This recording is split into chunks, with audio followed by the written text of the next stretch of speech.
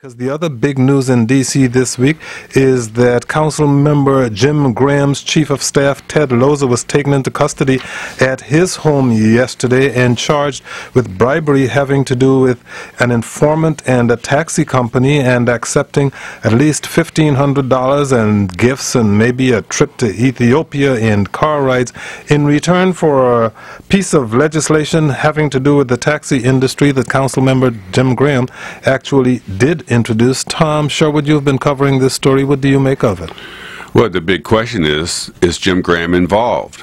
He's the elected leader. He's the one who's had Ted Loza as his chief of staff for 10 years, or on the staff for 10 years. He has taken several international trips with Ted Loza.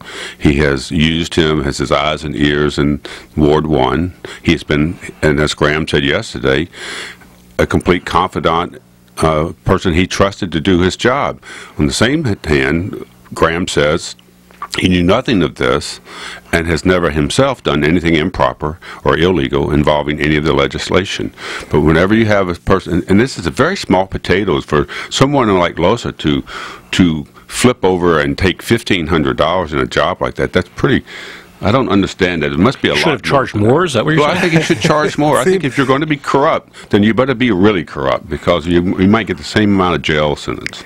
It's really sad to see that someone is that cheaply bought. But what disturbed me about Jim Graham's comments was his contention that Ted Loza, his chief of staff, was not someone who could influence the council member on a piece of legislation. What else does a chief of staff do other than advise the elected official? Well, he did sit in on meetings that Graham had with people in the taxi cab industry, although Graham says his job was not to it was mostly constituent services. No, it was constituent service, of course taxi drivers are, but to run the office. It's a fairly substantial office when you consider the Public Works Committee and all of that, the constituent service stuff, and then just getting the legislation through his office. There's a lot for the chief of staff to do, and you find that some of the most influential people are not the chief of staff. They're kind of the trains running on time person. Yeah, but Loza was clearly all over the place. The taxi industry has always been a politically influential one in the city. Wasn't but 3 or 4 months ago that I was sitting in the office of the owner of one of the big taxi fleets in town,